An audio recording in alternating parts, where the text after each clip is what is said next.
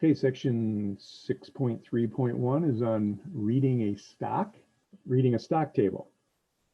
So there's lots of terminology here, and you're also going to be given some stock tables. Here's the Zoom, and there's a bunch of information here. And basically what we're going to do is we're going to take a look at what many of these terms that you see here, what they actually mean.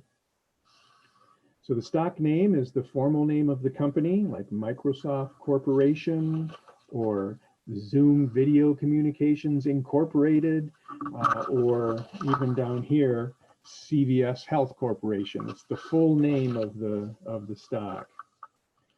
The ticker symbol is a short set of characters that identify the stock. In their example here, Microsoft is MSFT. There are some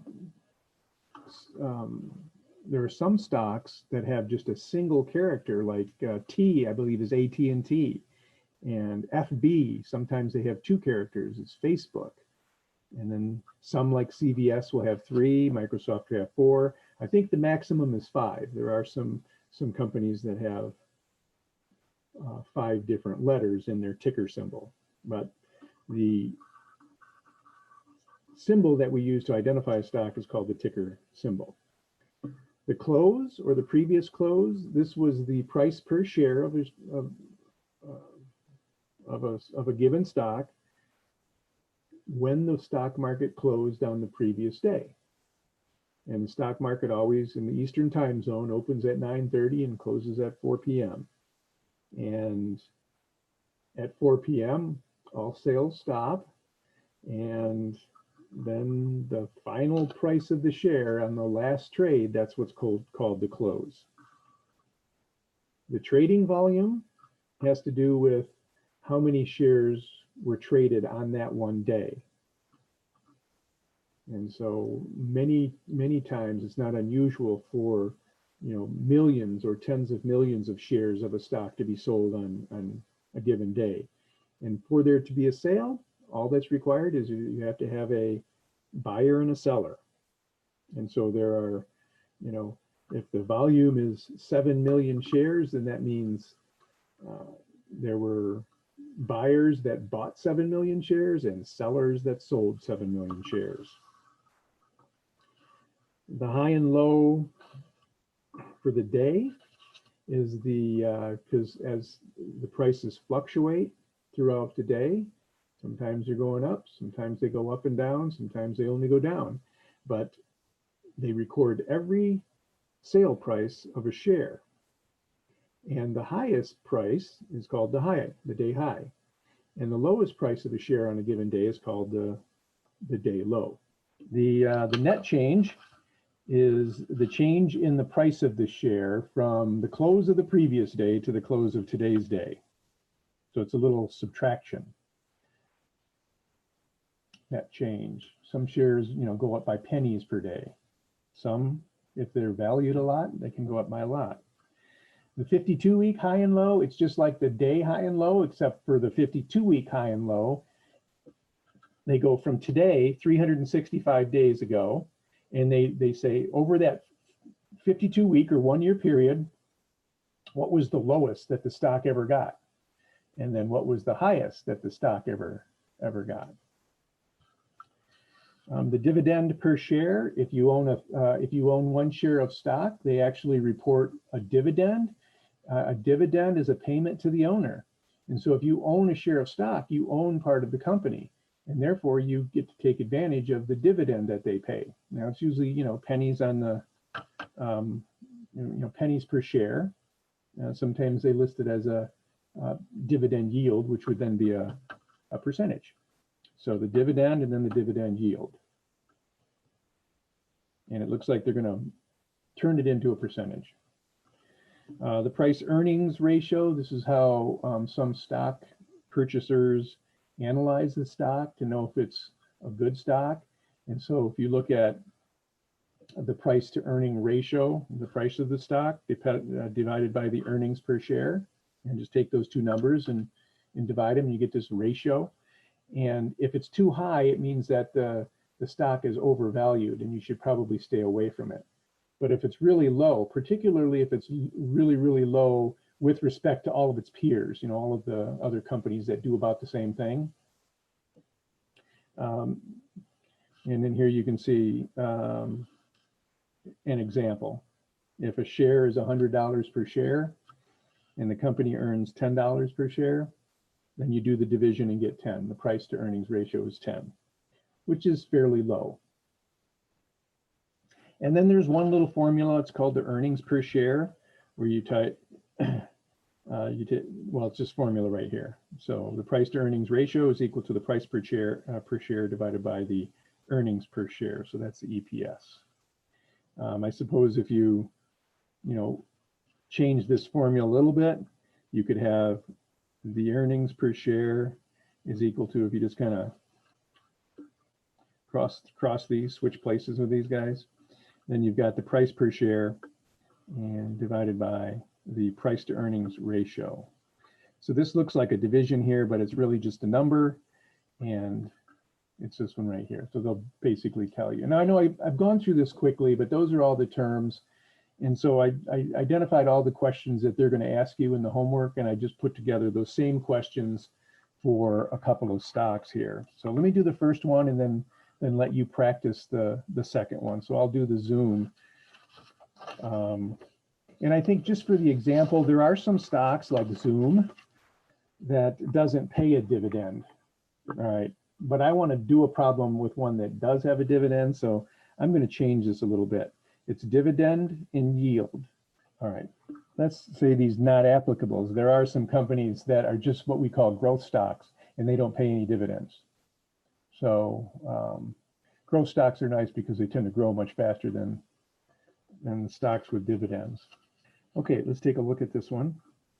They're going to ask you some basic, read the chart, answer the questions problems. So what were the high and low prices for the past 52 weeks?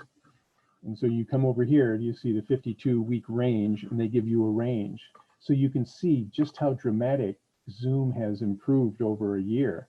So the low was this $60.90 per share, each share. So if you bought 100 shares, you'd have to spend, this is about $61, or 100 times 61, and that's $6,100.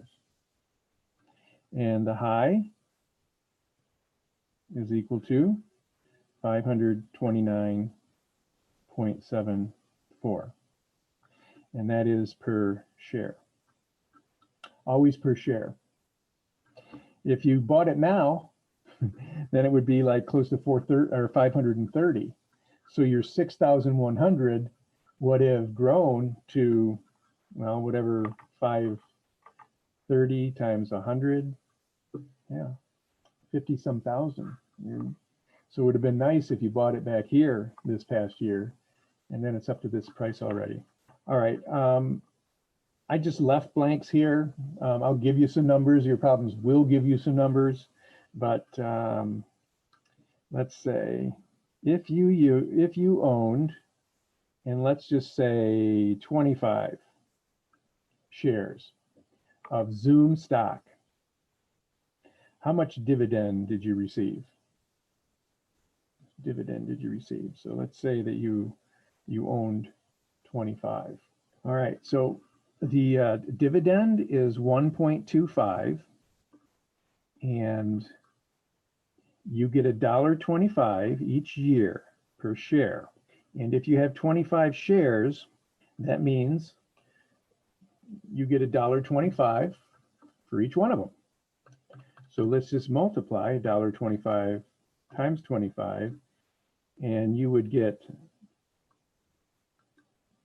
$31.25, which is not much, right? It's tiny. It's tiny compared to the total money that you have. They usually pay this dividend quarterly, and so they would take that $31.25 and divide it by 4 and pay you $7.81 each quarter. So this stock you wouldn't buy because of the dividend, because the dividend is so small. Okay, so what is the percentage of annual returns for the dividends? All right, so if we earned 31.25, we have to consider the percentage of the annual return based on how much we actually invested. And so if we have 25 shares and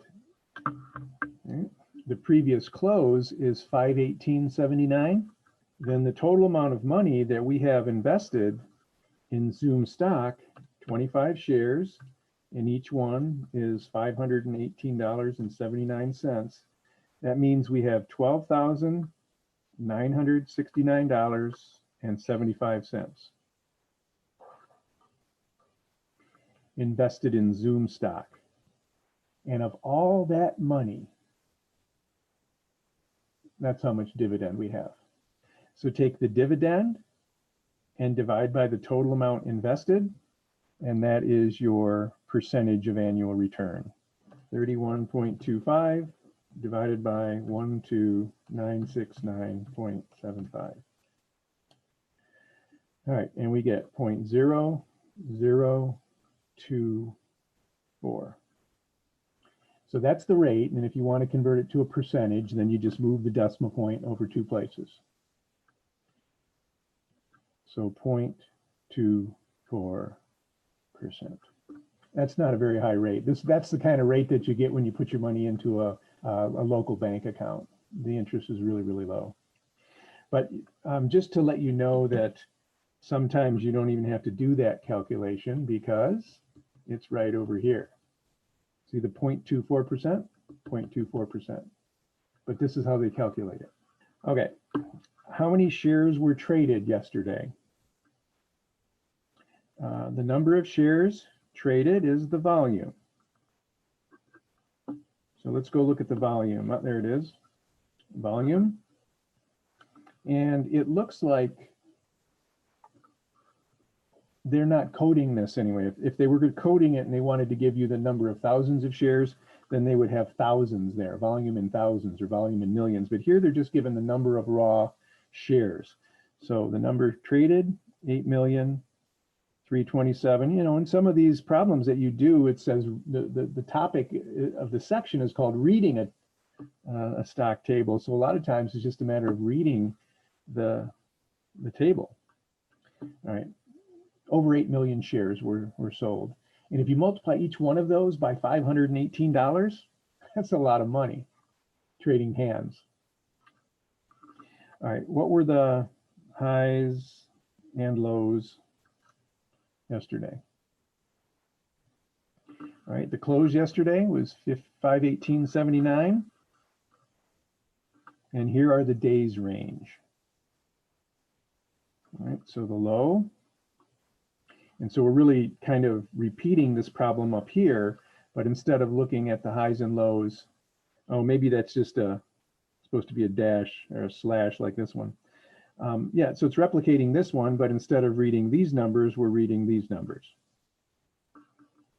So the low was 498.60 for each share, tipped under a $500, and the high is $519.80. And what was the price of when the stock exchange closed? What was the price of the stock? And that's the previous close. So when the stock market closed, this is what they were selling shares for. What was the price of the stock? And the last one here, it says compute the annual earnings per share. Earnings per share, EPS. All right, now in order to calculate this, we need the price to earnings ratio. And that there is also in our table, 650.38. But it says say compute, doesn't it? And let's take the price per share. I see in here that it looks like they give you the earnings per share, but let's see if it works out for us. And then we have to take the price per share and put that on top. So the price per share would be the close. So in the time that it closes, from the time it closes until the next day when it opens, and it opens every day at 9:30, and it closes every day at 4, every day in the Eastern time zone. So if you're in the Central time zone, you just kind of move that back an hour. All right, let's solve this algebraically. And so we have EPS is equal to 518.79 divided by 650.38.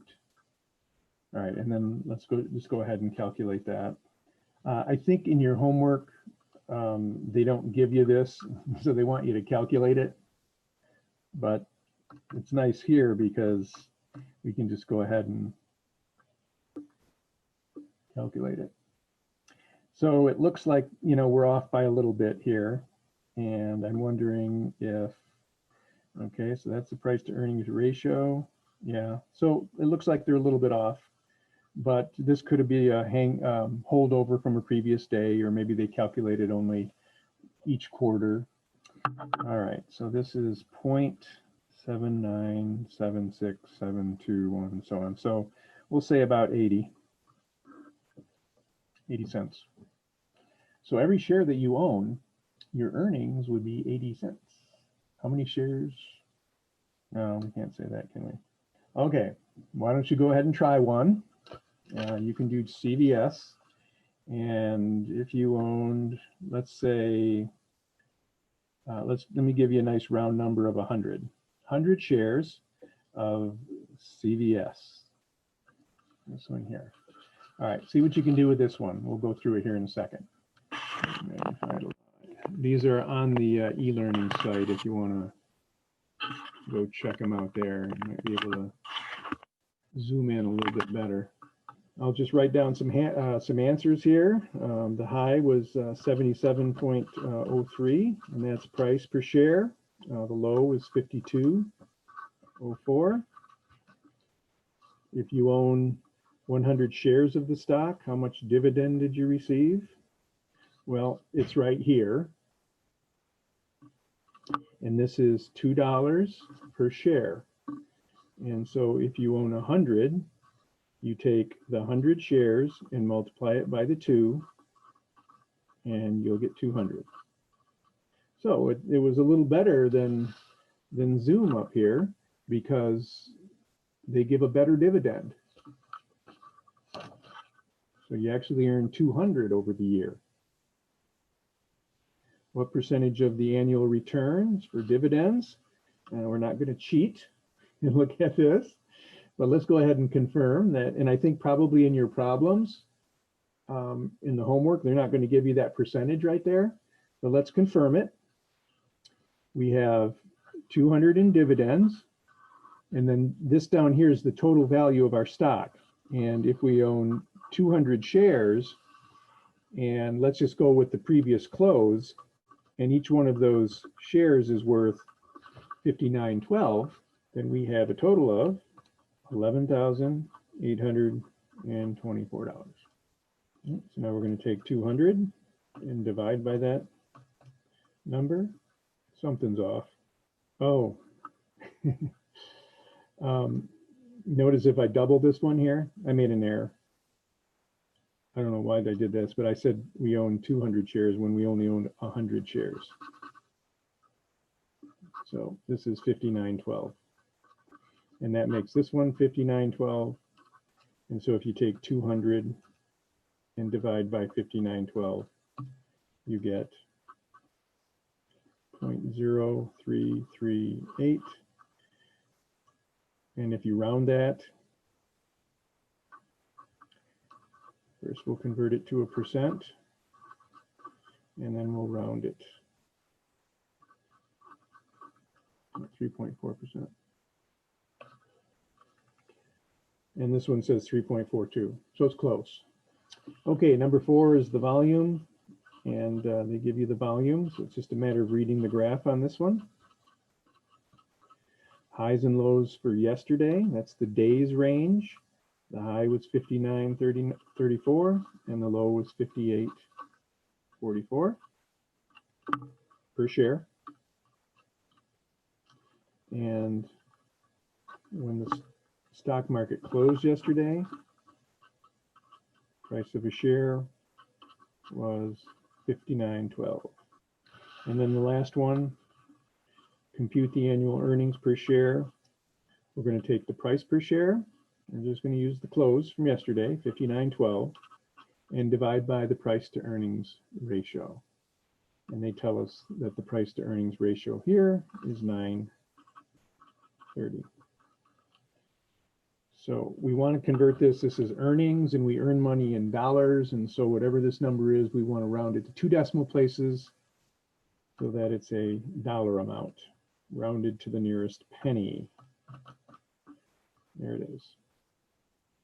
Earnings per share, 6.3, we'll call it 36.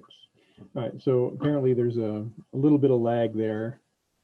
So 6.29 may have been the earnings per share the last time they calculated it when they paid a dividend, but it's close. And since they're asking you to calculate it here, compute it here, it probably is not in your table in the Newton section, Newton homework section. All right, so a little bit about stocks, just being able to read the table, just to know a couple of things, highs and lows, and